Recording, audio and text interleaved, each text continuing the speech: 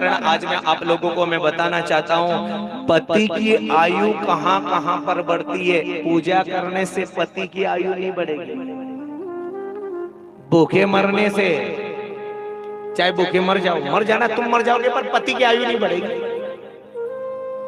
कहां पर पति की आयु बढ़ती है, तो बिल्कुल एक एक शब्द को ध्यान रखना।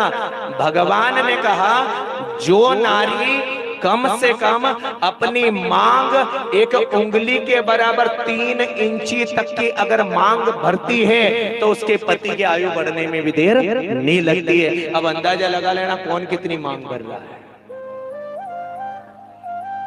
डिजाइन हो गई आज तो, मांग भरने की फैशन हो गई, यहां बस वो कंकु लगा लिया।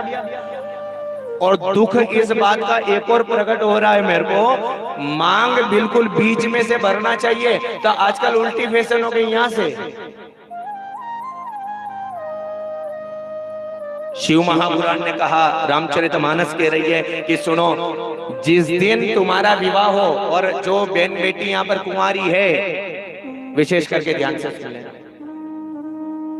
जिस दिन तुम्हारा विवाह हो, ब्राह्मण देवता तुम्हारे यहाँ पर पूजा करवाने के लिए आए, तुमको लगन पे बिठाए, तुमको फेरा करने के लिए बिठाए, और जिस समय आपने देखा होगा कि आपका पति चिमटी भर के सिंदूर लेता है, चिमटी भर के कंकु लेता है और आपकी मांग भरता है, सुन लेना, अगर वो कंकु की डबिया हो अपने घर पे लेकर के आ जाना, और आप जब तक जियो उसके अंदर कंकु खत्म हो और कंकु डाल लेना। और जो नारी रोजाना उसी कंकु के अंदर से मांग भरती है, तो शिव महापुराण ने कहा कि उसकी कभी भी मांग सुनी रहती, वो 16 श्रृंगार करने में भी देर नहीं करती।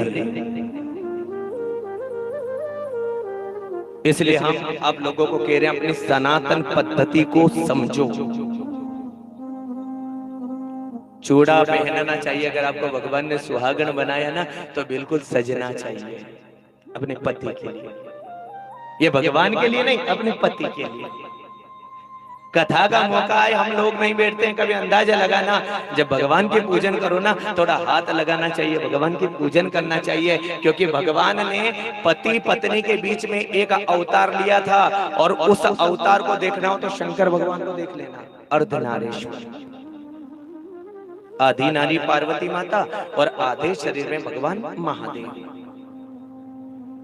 इसी प्रकार आप लोगों से मैं निवेदन कर रहा था कि जो नारी अपने पति को भगवान मानती है, उसी का दृष्टांत रामदेव जी महाराज की कथा में आ रहा है।